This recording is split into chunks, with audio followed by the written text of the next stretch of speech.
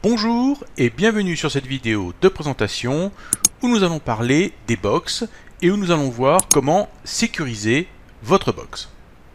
Alors effectivement, maintenant tout le monde a à la maison cette petite boîte que tout le monde appelle box et qui sont en fait des routeurs.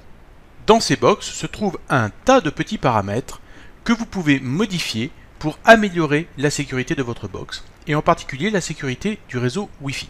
Alors j'aurais aimé vous présenter toutes les interfaces de toutes les box qui sont sur le marché, mais il y en a tellement que ce serait quasiment mission impossible, que ce soit au niveau de la France ou même au niveau mondial. Et je ne parle même pas des routeurs qui ne sont pas particulièrement affiliés à des fournisseurs d'accès à Internet. Cependant, si vous cherchez bien dans les interfaces de vos box, vous finirez par trouver les fonctionnalités dont je vais vous parler aujourd'hui. Pour illustrer mes propos, j'ai récupéré des images qui viennent de l'interface de la box de chez SFR qui est distribuée en France. Alors la première chose à faire, bien sûr, est d'accéder à l'interface de votre box. Et pour cela, eh bien, c'est très simple, il vous suffit d'ouvrir votre navigateur internet et de taper l'adresse de votre box. Alors ces adresses peuvent être différentes. La plus courante est l'adresse 192.68.1.1. Mais comme vous pouvez le voir, il y a d'autres adresses comme par exemple 01 ou 1.254, etc., etc. Donc renseignez-vous si vous voyez que 1.1 ne fonctionne pas, votre box a peut-être une autre adresse. C'est généralement marqué dans la documentation, ou alors vous pouvez contacter votre fournisseur d'accès Internet pour qu'il vous indique quelle est l'adresse de la box. Vous avez tout à fait le droit de connaître cette adresse car vous êtes en charge de votre box.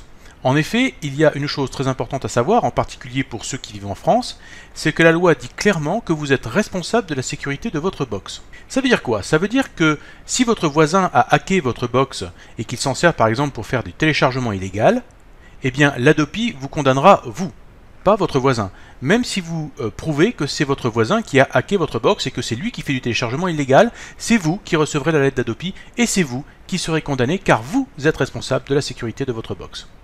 Je sais, ce n'est pas très juste, mais la loi Adopi n'a jamais été vraiment juste. Au cas où vous ne le sauriez pas, il suffit de la lire pour comprendre que ce n'est pas de la justice, mais plutôt de la condamnation arbitraire. Voilà, ça c'était une petite parenthèse. Nous allons pouvoir passer à la suite. Alors bien sûr, lorsque vous arrivez sur la page d'accueil de l'interface de votre box, eh bien il vous est demandé de vous identifier. Alors les box proposent différentes solutions d'identification, généralement un identifiant et un mot de passe, mais parfois ça peut être aussi une identification par bouton que vous pouvez appuyer sur la box pendant quelques secondes, puis cliquer sur un bouton de l'interface, c'est le cas de la SFR Box. Alors moi je vous conseille de désactiver totalement le système d'identification par le bouton de la box, mais plutôt de mettre une identification uniquement par identifiant et mot de passe. Mettez un identifiant qui soit le plus énigmatique possible et un mot de passe de votre choix qui soit au moins de 10 caractères avec chiffres, lettres, caractères majuscules, minuscules et des caractères spéciaux. Ensuite parlons un petit peu du SSID. Alors toutes les box ont un nom, qui commence généralement par le nom de votre FAI, du type par exemple SFR suivi de lettres et de chiffres aléatoires, ou Livebox, ou tout autre type de nom commençant par le nom du FAI bien souvent. Alors je vous conseille de changer ce nom. Pour commencer, comme vous voyez ici, j'ai changé le nom SSID par un nom totalement aléatoire avec des chiffres et des lettres. Alors cela permet d'augmenter la sécurité. Pourquoi? Eh bien tout simplement parce que, imaginons qu'il soit découvert une faille sur les box de chez SFR, eh bien quelqu'un qui aurait un petit scan pour pouvoir donc voir tous les points Wi-Fi qui sont autour de lui, va pouvoir tout de suite sélectionner toutes les box de SFR qu'il trouvera autour de lui, puisque les noms de SSID commencent par SFR. Donc ce serait vraiment bête de déjà donner cette indication-là. Donc en mettant un SSID totalement aléatoire, eh bien déjà la personne ne saura pas à quel type de box il a affaire. Du moins, pas à première vue. Donc, vous le savez, si vous utilisez par exemple votre téléphone mobile et que vous vous baladez dans la rue en recherchant un point d'accès Wi-Fi, vous allez voir lister non seulement les hotspots que proposent les FAI dans les villes, mais également toutes les box qui se trouvent aux alentours, chez les gens qui habitent dans des maisons, dans des appartements qui sont autour de vous. Donc cela facilite largement la tâche d'un hacker éventuel qui trouverait très facilement votre box et essayerait peut-être de faire du brute force attack pour essayer de hacker votre box. Donc la meilleure façon d'éviter ça, c'est d'empêcher la diffusion du SSID, c'est-à-dire que vous coupez la diffusion du SSID, et ainsi si quelqu'un scanne pour voir les points Wi-Fi qui sont autour de lui, eh bien il ne verra pas votre box apparaître. Donc déjà, cela réduit pas mal la surface d'attaque. Car pour pouvoir se connecter à votre box, il faudra nécessairement qu'il connaisse le SSID. Et comme vous êtes le seul à le connaître, cela réduit largement la surface d'attaque. Donc, ne diffusez pas le SSID. Cela est moins confortable que si le SSID est diffusé, car vous allez devoir donc manuellement sur vos appareils indiquer le nom du SSID ainsi que la clé Wi-Fi. C'est plus contraignant, mais néanmoins c'est une sécurité à ne pas négliger. La clé Wi-Fi. Alors voilà un point qui est très important et que l'on néglige parfois car on pense que tout est déjà paramétré et que tout va très bien. Ce n'est pas vraiment le cas. La première chose que l'on peut remarquer, c'est que sur les box, il y a une étiquette sur laquelle apparaît la clé Wi-Fi. Donc déjà au niveau sécurité, ce n'est pas vraiment terrible. C'est un petit peu comme si vous mettiez un post-it sur l'écran de votre ordinateur avec votre mot de passe de session. Franchement, ça n'a pas d'intérêt. Et il suffit simplement que quelqu'un retourne votre box, prenne son téléphone mobile, prenne une photo de l'étiquette, et pendant que vous avez le dos tourné, pour récupérer cette clé Wi-Fi très facilement. Vous allez me dire, je suis peut-être un petit peu paranoïaque, mais si c'est possible, ça peut arriver. Donc la première chose que vous devez faire, c'est changer la clé Wi-Fi pour que celle-ci ne corresponde plus à la clé qui se trouve sur l'étiquette. Il y a aussi une autre solution plus radicale qui consiste à prendre un gros feutre et bien sûr de rayer la clé Wi-Fi sur l'étiquette. Néanmoins, il est plus intéressant de changer la clé Wi-Fi car je vous conseille même de la changer par exemple régulièrement, voire tous les ans ou même tous les 6 mois si cela vous chante, pour augmenter encore la sécurité. Car si quelqu'un avait par hasard hacké votre clé Wi-Fi, eh bien vous n'en saurez rien. Et la seule façon de couper court à cela, c'est de changer la clé. Donc, je conseillerais une petite fois tous les ans de changer votre clé Wi-Fi. Alors c'est un peu contraignant également, car si vous avez une dizaine d'appareils qui utilisent la connexion Wi-Fi, il va falloir reparamétrer toutes les connexions sur vos 10 appareils. Et croyez-moi, vu le développement des appareils connectés à l'heure actuelle sur le marché, ça risque de devenir un véritable challenge. Enfin, il est très important également de bien choisir la méthode de chiffrement au niveau de la communication du Wi-Fi. Je vous conseille pour le chiffrement d'utiliser la méthode WPA2 personnelle et vous verrez que sur votre box, c'est rarement le cas. Pourquoi? Eh bien tout simplement pour des questions de compatibilité, parce que certains appareils qui sont peut-être un peu vieux ne seront pas capables d'intégrer le WPA2. Donc si vous voyez qu'apparaît être passé en WPA2, eh bien certains de vos appareils refusent de se connecter à votre box, c'est qu'ils ne sont pas compatibles avec cette méthode, avec ce système, et donc vous devrez certainement repasser à une méthode plus ancienne, ou alors eh bien, acheter un appareil plus récent. Donc n'oubliez pas, le meilleur système est WPA2 personnel. Ensuite, bien souvent, vos box sont équipées d'un système de hotspot, c'est-à-dire que quelqu'un qui passe dans la rue à côté de chez vous peut utiliser votre box pour se connecter à Internet. À condition bien sûr qu'il soit client chez le fournisseur d'accès Internet dont vous êtes client. Pour ma part, je conseille de désactiver le hotspot. Pourquoi? Eh bien c'est une question de principe, à partir du moment où il y a une porte ouverte que vous n'utilisez pas, eh bien fermez la porte. Voilà, je n'en dirai pas plus, et nous passons à la suite. Désactiver le WPS. Alors qu'est-ce que c'est le WPS? Eh bien c'est un petit système qu'on retrouve également très souvent sur les box qui consiste à appuyer sur un petit bouton du Wi-Fi pour pouvoir synchroniser l'un de vos appareils qui est en Wi-Fi automatiquement avec la box. Donc vous avez une petite lumière qui clignote et votre appareil à ce moment-là peut se connecter à votre box parce que en fait la box pendant quelques instants va faire un peu la journée porte ouverte et va laisser passer les appareils qui voudront se connecter à elle. Alors c'est un risque de sécurité parce que pendant toute la période où votre petite lumière va clignoter et que votre box va faire un peu porte ouverte, eh bien c'est une faille de sécurité car à ce moment-là n'importe qui pourrait essayer de s'y engouffrer, y compris quelqu'un qui passe dans la rue à côté de chez vous. Donc ce n'est pas une solution. La meilleure solution c'est de manuellement autoriser chaque appareil à se connecter à votre box en utilisant l'interface de la box. Alors comme vous le voyez ici, si on désactive la diffusion du SSID, eh bien par conséquent le WPS est également désactivé. Si vous voulez continuer de diffuser votre SSID, eh bien pensez à désactiver le WPS si vous le souhaitez. Donc plutôt que d'utiliser le WPS, il est plus intéressant d'utiliser le filtrage MAC. Alors les adresses MAC, on en avait déjà parlé un petit peu dans d'autres vidéos. Une adresse MAC, c'est une adresse qui est en fait écrite en dur dans votre matériel, dans vos cartes réseau. Cette adresse ne peut pas être changée, donc elle identifie de façon fixe un appareil particulier de réseau.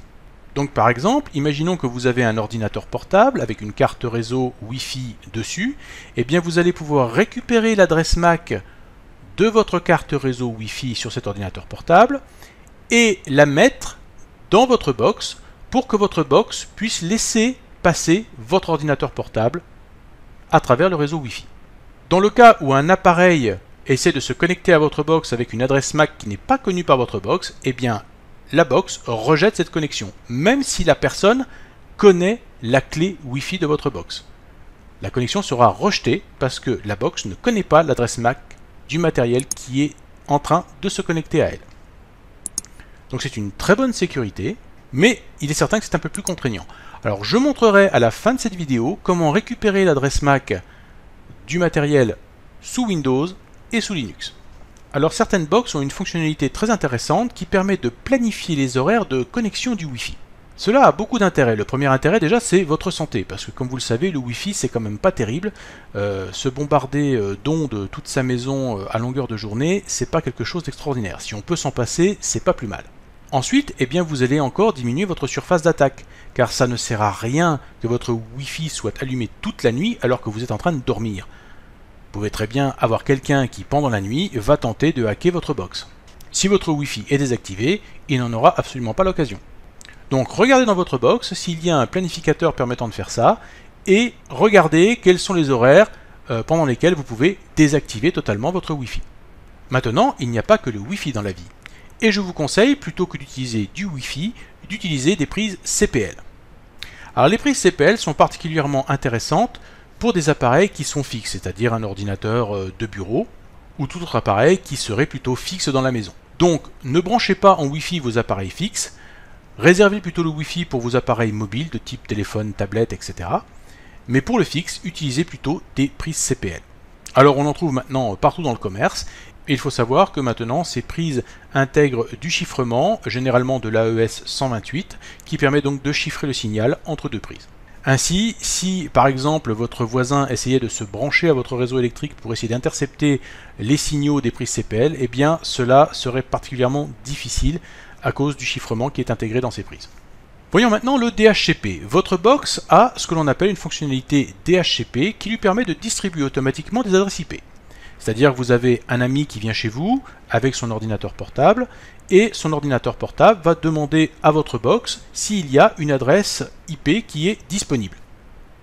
Et la box, grâce au DHCP, va lui dire « Oui, voilà une adresse IP disponible, tu peux l'utiliser ». Cependant, bien souvent, les box sont configurées pour distribuer une très large quantité d'adresses IP qui va souvent de 1 à 100. Or, il y a de fortes chances, à moins que vous n'organisiez une petite LAN party à la maison, que vous ayez une centaine d'appareils nécessitant une adresse IP à la maison. Donc évaluez à peu près quel est le nombre d'appareils que vous allez avoir connectés à la maison avec une adresse IP dynamique. Rajoutez une petite marge de 5 à 10 points supplémentaires et réglez votre DHCP pour que ici par exemple vous voyez qu'il ne va distribuer d'adresses IP qu'entre 20 et 30, donc une dizaine d'adresses IP. Cela va également réduire la surface d'attaque. Et ce qui est encore mieux, c'est de désactiver totalement le DHCP, mais cela est plus contraignant car vous devrez pour chacun de vos appareils indiquer une adresse IP fixe, ce qui n'est pas très pratique en particulier pour les appareils mobiles. Ce n'est pas très pratique non plus si vous avez des invités à la maison qui ont envie de se connecter à votre box. Ça va compliquer un peu les choses. Donc à vous de voir entre réduire la plage ou carrément désactiver, suivant la configuration que vous avez chez vous. Ensuite, je vous conseille de désactiver l'UPnP. Alors, qu'est-ce que c'est que l'UPnP? Eh bien, lorsque, par exemple, vous utilisez une application sur votre ordinateur, par exemple un jeu vidéo, eh bien, ce jeu vidéo va peut-être avoir besoin d'ouvrir un port sur votre pare-feu. Eh bien, il va utiliser l'UPnP pour ouvrir automatiquement ce port sur le pare-feu de votre box. Alors, comme vous le savez, le pare-feu est un rempart qui vous protège de toute connexion extérieure depuis l'Internet et qui protège votre réseau à la maison. Donc ici, en fait, c'est une porte ouverte à n'importe quelle application se trouvant sur vos machines et qui vont pouvoir, en fait, ouvrir automatiquement des ports sur le pare-feu. Alors bien sûr, ces ports sont refermés à partir du moment où l'application n'est plus en fonction sur votre PC, mais néanmoins, ici encore, vous n'avez pas vraiment le contrôle car ce sont les applications qui décident si elles veulent ouvrir un port ou non sur un pare-feu. Ce n'est vraiment pas terrible car c'est vous qui devez garder le contrôle de cela et qui devez pouvoir manuellement sur votre box, ouvrir les ports dont vous avez besoin. Alors si vous désactivez l'UPnP, vous allez peut-être vous rendre compte que la majorité des applications en fait vont continuer de fonctionner parfaitement bien, mais que certaines ne vont plus fonctionner correctement. Alors vous avez deux possibilités. Soit vous renseignez auprès des développeurs de cette application pour savoir quels sont les ports qui sont utilisés, soit vous activez l'UPnP momentanément, vous lancez votre jeu ou votre application et vous allez voir que sur l'interface de votre box va s'afficher les ports qui sont ouverts par l'UPnP. Notez-les, puis ensuite refermez l'UPnP et vous-même ouvrez manuellement sur votre pare-feu de box les ports qui doivent être ouverts. Ainsi, vous gardez un contrôle total de ce qui se passe au niveau de votre pare-feu. Enfin, certaines box proposent des petits filtrages supplémentaires. Alors ici, sur la box de chez SFR, il y a quelque chose qui m'a bien amusé. C'est la première case à cocher que vous voyez ici, où il est marqué « Protégez vos ordinateurs Windows de l'Internet ». Waouh, ça c'est carrément la case miracle, c'est magique. Vous cliquez et hop, vous êtes protégé. Mais vous remarquerez qu'ici en plus ça ne protège que Windows. Hein. Ceux qui sont sous Linux ou macOS, c'est foutu pour eux. Donc c'est la case magique, mais uniquement pour Windows. Alors en fait, c'est un petit peu du pipeau tout ça. Ce qu'il se passe réellement derrière, c'est que cela ferme systématiquement certains ports qui sont utilisés par Windows et qui sont souvent exploités par des hackers. Mais grosso modo, j'ai trouvé que cette petite phrase était un petit peu comique et pas très explicite. Donc l'utilisateur ne sait pas trop ce qui se passe derrière cette petite case à cocher, mais c'est magique. Ensuite, nous voyons qu'il y a ici un filtre qui autorise uniquement l'envoi de courrier par l'intermédiaire des serveurs de mail du groupe SFR, donc par exemple par le SMTP de SFR. Alors si vous avez un logiciel d'email comme Thunderbird ou Outlook sur votre ordinateur et que vous voulez envoyer des emails en utilisant un autre fournisseur, et bien voilà le genre de coche qu'il faudra décocher parce que sinon vos emails ne passeront pas. Enfin, quelque chose qui est intéressant à bloquer, c'est les pings entrants. Alors le ping entrant, c'est quoi? Eh bien en fait, on envoie un signal à votre ordinateur et votre ordinateur répond. C'est un genre de ping-pong en fait. On envoie une balle et votre ordinateur la renvoie. Alors, il est intéressant parfois de bloquer ce ping entrant. Pourquoi? Eh bien, parce que lorsque quelqu'un veut savoir s'il y a un ordinateur sur un réseau, eh bien, il va envoyer des pings un petit peu partout sur plein d'adresses IP. Et s'il y a un ping qui répond, eh bien, il sait qu'à l'autre bout, il y a un ordinateur qui répond. Alors que si vous bloquez le ping, eh bien, l'ordinateur ne répondra pas, il n'y aura pas de réponse. Et donc, celui qui est en train de scanner les adresses IP n'aura pas de réponse lorsqu'il lancera un ping sur votre adresse IP. Cependant, par exemple pour les gamers, ça peut poser un petit problème car cela va augmenter leur ping. Donc ça peut des fois avoir un effet négatif, en particulier chez les gamers, ceux qui font beaucoup de jeux en ligne. Donc si vous voyez que vous avez un ping très élevé, eh bien c'est peut-être parce que le ping entrant est bloqué. Alors par défaut, généralement sur les box, le ping entrant n'est pas bloqué. Hein. Donc normalement, ça ne devrait pas être la raison d'un ping élevé. Généralement, un ping élevé est plus souvent dû à des problèmes de matériel que de filtrage au niveau du réseau. Enfin, et pour conclure, n'oubliez pas que votre fournisseur d'accès à Internet a un contrôle total et absolu sur votre box. Il peut voir absolument tous les paramètres que vous y avez mis et peut contrôler votre box à distance comme il le souhaite. Donc il n'a absolument pas besoin de votre mot de passe pour savoir quoi que ce soit de ce qu'il y a sur votre box. Vous devez toujours avoir une confiance très limitée par rapport à votre box, car elle se met également à jour automatiquement, et donc à chaque fois qu'elle se met à jour, vous ne savez pas ce que votre fournisseur d'accès à Internet a en fait intégré à votre box. Ça pourrait être quelque chose qui vous protège, comme ça pourrait être quelque chose qui vous espionne. Donc vous avez un certain contrôle sur votre box, mais sachez que votre fournisseur d'accès à Internet a un bien plus grand contrôle de votre box que vous en avez. Également, et puisqu'on a parlé un petit peu du Wi-Fi aujourd'hui, j'aimerais également vous mettre en garde contre les Wi-Fi publics, que ce soit les hotspots que vous trouvez dans les centres-villes, ou également dans les hôpitaux, dans les hôtels, dans les lieux publics divers et variés, dans les aéroports aussi également par exemple. Eh bien, méfiez-vous de ces accès Wi-Fi publics, car ce sont des vrais pièges à hackers. Ne vous connectez jamais à un Wi-Fi public sans utiliser un système de protection de type VPN ou réseau Tor. Ne tapez jamais aucun mot de passe de vos comptes ou quoi que ce soit en utilisant un Wi-Fi public. vous avez toutes les chances de vous faire voler vos mots de passe. Donc je vous le répète, ne vous connectez jamais à un Wi-Fi public sans protection. Donc VPN ou chiffrement quelconque, mais quelque chose qui vous protège. Donc je le répète, ne vous connectez jamais à un réseau Wi-Fi public sans protection de chiffrement de type VPN ou autre. Quelque chose aussi qui peut vous permettre de protéger un peu mieux votre connexion, c'est que plutôt que de vous connecter à un Wi-Fi public, eh bien utilisez votre téléphone mobile comme hotspot. Il y a des fonctionnalités, renseignez-vous sur votre téléphone mobile qui vous permet de transformer votre téléphone mobile en un hotspot Wi-Fi. Et à ce moment-là, eh bien ça va passer par le réseau mobile de votre opérateur téléphonique plutôt que de passer par le Wi-Fi par exemple d'un hôtel ou d'un aéroport. Voilà, donc soyez très vigilants avec les Wi-Fi publics, je ne le répéterai jamais assez.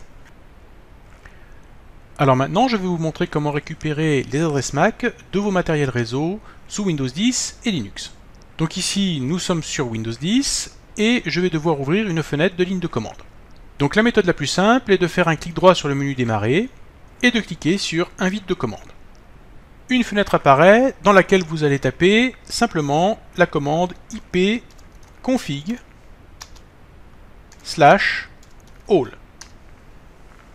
Immédiatement, vous obtenez la liste de votre matériel réseau. Et par exemple ici, nous voyons une carte Ethernet qui a comme adresse MAC physique 080027, etc. Donc, faites bien attention de renseigner l'adresse MAC de votre carte Wi-Fi et non pas l'adresse MAC de votre carte Ethernet, car sinon ça ne marchera pas. Donc comme vous le voyez, c'est clairement indiqué ici, carte Ethernet, donc je sais que ici, ce n'est pas ça qu'il faut que je récupère, mais sur cette machine, il n'y a pas de carte Wi-Fi, donc je ne peux pas vous le montrer. Mais les adresses MAC ont toutes le même format. Voilà, vous voyez, c'est très simple, ipconfig /all. Voyons maintenant sur Linux. Nous voici maintenant sous Linux, Debian, version 8.3 Jessie, et nous allons voir comment récupérer l'adresse MAC sous Linux. Eh bien c'est très simple. On ouvre d'abord le terminal, on passe en mode route, donc SU, je tape mon mot de passe route, et je tape une commande très simple qui est if config. Et vous voyez qu'ici, on voit la carte Ethernet, et l'adresse MAC commence par HWADR, et en fait, l'adresse MAC se trouve ici. Voilà, rien de plus simple, une petite commande ifconfig et le tour est joué. Voilà, j'espère que vous avez aimé cette vidéo et je vous dis à très bientôt pour d'autres vidéos.